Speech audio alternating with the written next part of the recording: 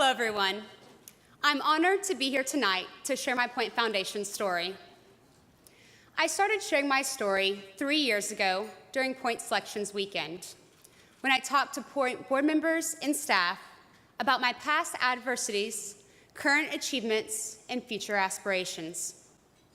I've grown a lot from that anxious law school student at Point Selections Weekend into an anxious lawyer in front of a very large audience at Point Honors Los Angeles. Maybe not much has changed.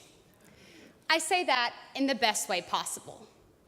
Point Foundation has a knack for seeing the fire and passion inside of each of us and igniting it to ensure that we can be the best versions of ourselves imaginable.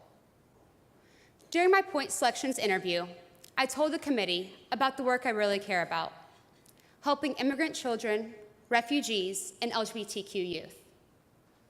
During law school, I spent a lot of time sitting in immigrant detention centers with each unaccompanied child I represented, listening to their stories in order to craft a case for their asylum claims.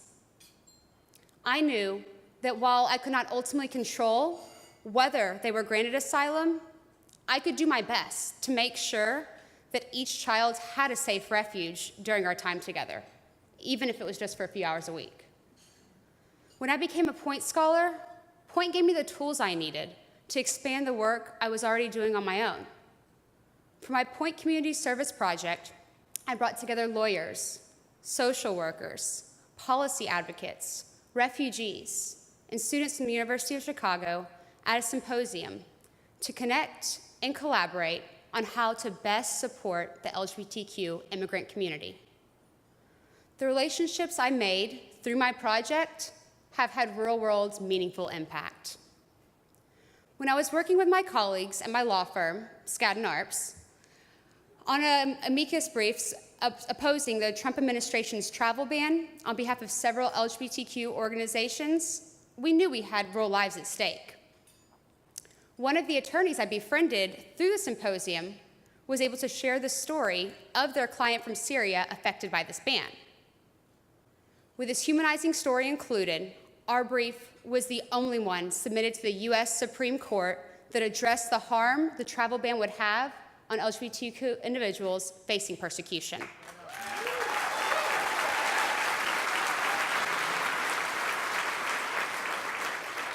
But you see, this is just one example of how the reach of the work done by the Point Foundation extends beyond the Point community itself to impact and improve our society as a whole. The Point scholars who were once medical students providing care to underserved urban communities are now practicing physicians. The Point scholars who advocated for youth programs for families in crisis are now school guidance counselors. Point scholars who created programs for minority youth to engage in science are now engineers. And Point scholars who studied creative writing are now publishing the stories of our community that needs to be told. So thank you for helping us change the world without having to change who we are.